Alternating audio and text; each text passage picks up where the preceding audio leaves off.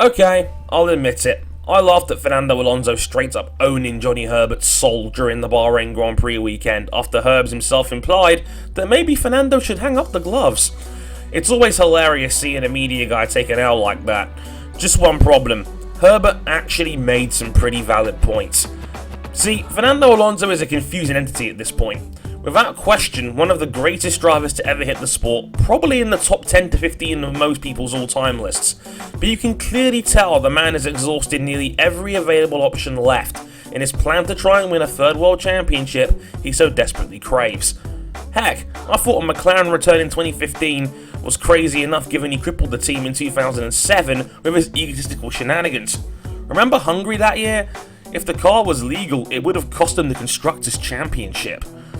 Fernando's not had it easy since then. The fallout with McLaren effectively killed 2 years of his career, given the Renault return never reached the dizzying heights of 2005. And then 5 years at Ferrari where despite multiple teams, he just couldn't get it done, despite having a very catering teammate in Felipe Massa and blowing a 45-point championship lead in 2012. You know, that season where we all pretended he was an underdog to Sebastian Vettel. I think it's fair to say that at this point, the second coming at McLaren hasn't worked either. The car is still only a midfield runner, and it didn't help last season when Jenson Button pointed in too.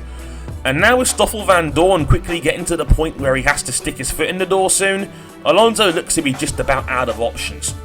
I mean, think about it. Where could he go? Mercedes has a near perfect setup with the best car, arguably the best driver, and a brilliant secondary asset in Nico Rosberg. He's already done the Ferrari thing, and now they have the best value driver in the world in a 28-year-old Sebastian. Red Bull only hire from within their own, and they have two potential superstars waiting in the wings. Williams just aren't competitive enough to give Fernando what he needs, and Renault?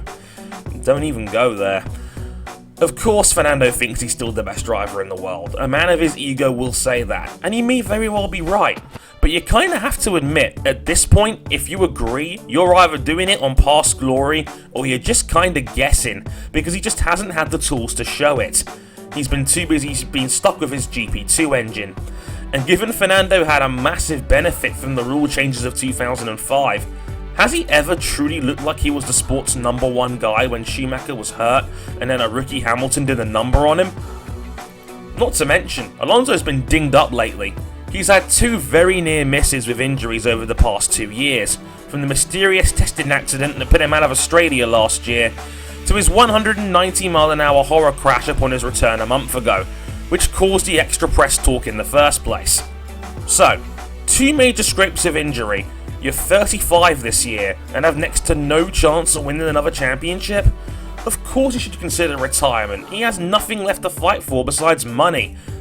For me, Fernando's legacy is ultimately a very confusing one, and it's a shame he's probably going out to fizzle rather than a bang, but I genuinely feel he should let his contract play out, let him get that money, and then drive off into the sunset.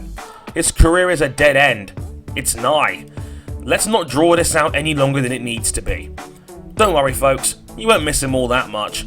We have Stoffel season to look forward to, right?